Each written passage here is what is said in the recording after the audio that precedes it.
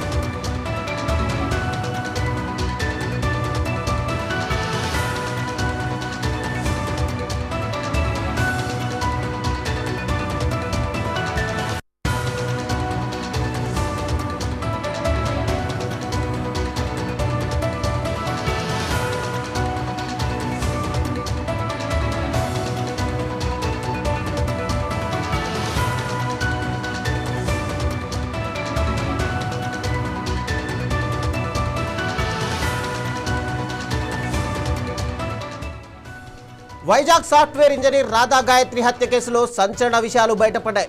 ఈ నెల 14న ముస్సోరిలోని ఓ హోటల్ గదిలో ఆమె అనుమానాస్పద స్థితిలో మరణించారు. తన భర్త శ్రీచరణ్ చేష్టలు భరించలేకపోతున్నానని, తన మనసు పూర్తిగా విరిగిపోయిందని గాయత్రి తన తల్లికి పంపిన వాయిస్ మెసేజ్ ఇప్పుడు కీలకంగా మారింది. అనుమానంతో తనపై తప్పుడు ప్రచారం చేస్తున్నాడని కూడా ఆ మెసేజ్లో గాయత్రి ఆవేదన వ్యక్తం చేసింది. భర్త శ్రీచరణ్ ప్రవర్తనపై గాయత్రి తీవ్ర ఆవేదన వ్యక్తం చేసిన చివరి వాయిస్ మెసేజ్ వివరాలను ఆమె తల్లిదండ్రులు బయటపెట్టారు. శ్రీచరణ్ ఇంకా భరించే ఓపిక లేదంటూ తల్లికి పంపిన వాయిస్ మెసేజ్లో ఆమె బాధపడింది.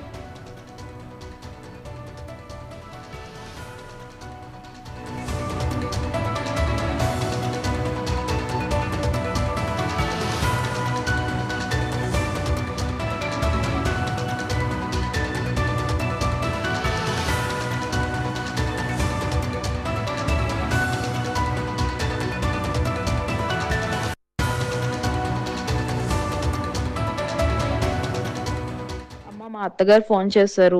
ఎందుకమ్మా ఇవన్నీ వస్తున్నాయి, నేను ఈ మాటే విన్నాను, ఇవన్నీ చెప్పారు.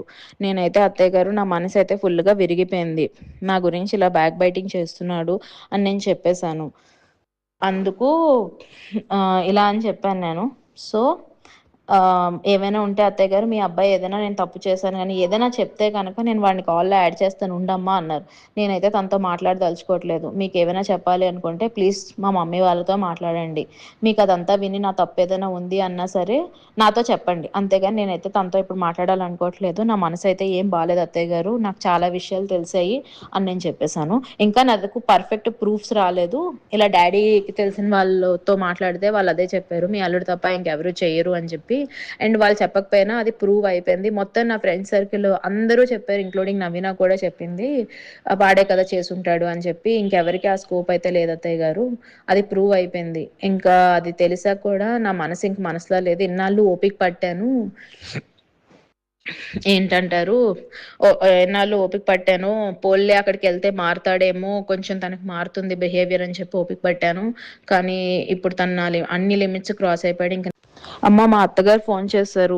ఎందుకమ్మా ఇవన్నీ వస్తున్నాయి, నేను ఈ మాటే విన్నాను, ఇవన్నీ చెప్పారు. నేనైతే అత్తయ్య గారు, నా మనసు అయితే ఫుల్గా విరిగిపోయింది. నా గురించి ఇలా బ్యాక్ బైటింగ్ చేస్తున్నాడు అని నేను చెప్పేశాను. అందుకు ఇలా అని చెప్పాను నేను. సో ఏమైనా ఉంటే అత్తయ్య గారు, మీ అబ్బాయి ఏదైనా నేను తప్పు చేశాను కానీ ఏదైనా చెప్తే కనుక నేను వాడిని కాల్లో యాడ్ చేస్తాను ఉండమ్మా అన్నారు. నేనైతే తనతో మాట్లాడదలుచుకోవట్లేదు. మీకు ఏమైనా చెప్పాలి అనుకుంటే ప్లీజ్ మా మమ్మీ వాళ్ళతో మాట్లాడండి. మీకు అదంతా విని నా తప్పు ఏదైనా ఉంది అన్నా సరే నాతో చెప్పండి. అంతేగాని నేనైతే తనతో ఇప్పుడు లేదు. నా మనసు అయితే ఏం బాగాలేదు అత్తయ్య గారు, నాకు చాలా విషయాలు తెలిసాయి అని నేను చెప్పేశాను. ఇంకా నాకు పర్ఫెక్ట్ ప్రూఫ్స్ రాలేదు. ఇలా డాడీకి తెలిసిన వాళ్ళతో మాట్లాడితే వాళ్ళు అదే చెప్పారు, మీ అల్లుడు తప్ప ఇంకెవరు చేయరు అని చెప్పి. అండ్ వాళ్ళు చెప్పకపోయినా అది ప్రూవ్ అయిపోయింది. మొత్తం నా ఫ్రెండ్ సర్కిల్ అందరూ చెప్పారు, ఇంక్లూడింగ్ నవీన.